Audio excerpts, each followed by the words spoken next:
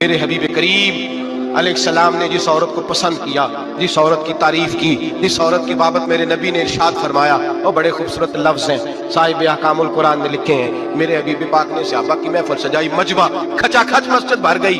حضور نے فرمایا بول کے بتاؤ خیر النساء کون سی ہے، عورتوں میں سب سے اچھی بی بی کون سی ہے، بول کر کے بتاؤ۔ حضرت صدیق اکبر سے لے کر مولا علی تک، حضرت علی سے لے کر جناب بلال تک، حضرت سلمان فارسی سے لے کر عبداللہ مزنی تک بھرا پڑا ہے مجمع۔ حضور نے فرمایا بولو سب سے اچھی عورت کون ہوتی ہے؟ ایک صحابی کہنے لگے حضور جس کی نماز قضا نہ ہوئی ہو۔ فرمایا وہ بھی اچھی ہے پر تم میری مراد کو نہیں پہنچی۔ ایک نے کہا حضور جو خامد کی تابعدار ہو۔ فرمایا وہ بھی اچھی ہے پر تم میری مراد کو نہیں پہنچی۔ ایک صحابی نے کہا یا رسول اللہ جو پاک دامن ہو۔ حضور نے فرمایا تم میری مراد کو۔ حضرت علی فرماتے ہیں جب سب کے جواب غلط ہو گئے تو میں قد میرا چھوٹا تھا، میں پیچھے بیٹھا تھا، میں گردن جھکا کے پیچھے سے نکل گیا۔ سیدہ طیبہ طاہرہ حضرت فاطمہ الزہرا رضی اللہ تعالی فرماتے ہیں بی بی صاحب کے پاس پہنچا، میں نے کہا فاطمہ حضور نے سوال کیا ہے۔ تو حضرت فاطمہ بھی گویا مسکرا کے کہنے لگی علم کے شہر کے دروازے تو آپ ہی ہیں، تو آپ یہاں آ گئے۔ کہا حضور نے سوال کیا ہے اور مجھ سے لے کر ابو بکر عمر عثمان غنی تمام کو کسی کو جواب نہیں آیا۔ حضور نے پوچھا بہترین عورت کون ہوتی ہے، بہترین خیر النساء بہترین بی بی کون ہوتی ہے؟ حضرت سیدہ فاطمہ کہنے لگی علی بڑی سادی سی بات تھی، سمجھ نہیں آئی کہ فاطمہ بتلا دو اتنی سادی ہے تو۔ حضرت فاطمہ کہنے لگی سب سے بہترین عورت وہ ہوتی ہے نہ کبھی غیر محرم نے وہ بی بی دیکھی ہو۔ اگلے جملے بھی یاد رکھنے، اور فرمایا نہ اس بی بی نے کبھی کوئی غیر محرم دیکھا ہو۔ صرف مرد پہ پابندی نہیں کہ وہ عورت نہ دیکھے، فرمایا عورت پہ بھی پابندی ہے کہ وہ بھی غیر محرم کا چہرہ نہ دیکھے۔ فرمایا بی بی نے بھی غیر محرم نہ دیکھا ہو، وہ خیر النساء ہے، وہ سب سے اعلیٰ۔ حضرت علی کہتے میں جھٹ سے آیا، پیچھے بیٹھا، بات ابھی جاری تھی، میں نے ہاتھ کھڑا کر دیا، میں نے کہا حضور میں بتاؤں؟ نبی پاک نے فرمایا بتلاؤ۔ تو کہتے میں نے کہا حضور بہترین بی بی وہ ہوتی ہے جس نے نہ کبھی غیر محرم دیکھا ہو اور نہ غیر محرم نے کبھی اسے دیکھا ہو۔ علی فرماتے ہیں میں نے جواب دیا تو میرے رسول کی آنکھوں میں آنسو آ گئے۔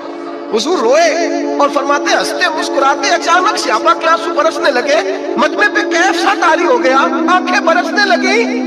ہم لوگ حضور کے رونے پر سکتے میں آ گئے، نظر اٹھائی تو جواب تو میں نے دیا تھا، تعریف میری ہونی چاہیے تھی، شاباش مجھے ملنی چاہیے تھی۔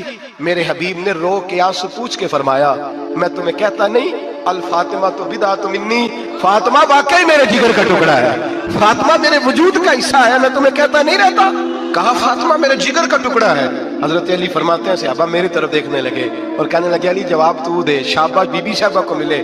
تو کہتے ہیں میں نے کہا حضور روئے ہیں تو آنسو میرے بھی چھلک ہی پڑے ہیں۔ فرمانے لگے لفظ میرے ہیں پر سوچ اس بیٹی کے ہے جس کی تربیت محمد عربی نے فرمائی ہے۔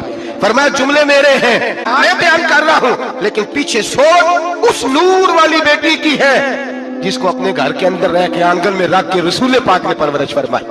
حضرت فاطمہ فرماتی ہیں حضرت علی میرے پاس دوڑے آئے اور کہنے لگے فاطمہ چل مسجد، پتہ نہیں حضور کو کیا ہو گیا۔ حضور رو رو کے بےحال ہو گئے اور حضور حجرے میں رو رہے ہیں اور ہچکیوں کی آواز مسجد میں آ رہی ہے۔ چل ذرا چل کے حضور کی بات دیکھ کیا ہوا ہے، ہماری کو طاقت نہیں اندر جانے کی۔ سیدہ طیبہ طاہرہ حضرت فاطمہ جھٹ سے پردہ اوڑا، حاضر خدمت ہوئی، اندر گئیں، کہتی حضور کے کندھے پہ ہاتھ رکھا تو محبوب بیٹی کے ہاتھ کی ٹھنڈک محسوس کی، سر سجدے سے اٹھایا، فرمایا فاطمہ آ گئی ہو؟ حضور آئی، فرمایا چل بیٹی تو بھی ہاتھ اٹھا اور میری امت کی بیٹیوں کے لیے دعا مانگ، چل تو بھی ہاتھ اٹھا میری امت کی بہنوں ماؤں کے لیے دعا مانگ۔ محبوبہ کیا ہوا؟ میرے حبیب نے فرمایا رات مجھے دکھایا گیا ہے دوزخ میں کچھ بیبیاں ہیں، ان کے بال فرشتوں نے باندھے ہوئے ہیں اور انہیں گرز مار رہے ہیں، وہ چیختی چلاتی ہیں اور مدد کے لیے پکارتی ہیں، بڑی تکلیف میں ہیں۔ بی بی صاحب عرض کرتے ہیں یا رسول اللہ ان کی غلطی کیا ہے؟ تو میرے نبی نے فرمایا وہ باریک دوپٹہ اوڑھتی تھی، وہ باریک دوپٹہ اوڑھتی تھی، ان کے بال چمکتے تھے، غیر محرموں کی نظر پڑتی تھی، انہیں دوزخ میں سزا ملے گی، وہ چلائیں گی چیخیں گی، ان کی مدد کو کوئی نہیں پہنچے گا، چل تو ہاتھ اٹھا دعا مانگ۔ حضرت فاطمہ امت کو پیغام دیتی ہیں پردہ اوڑھ دو، حجاب میں آ جاؤ، اپنے آپ کو رسول اللہ کی بارگاہ میں جھکا دو۔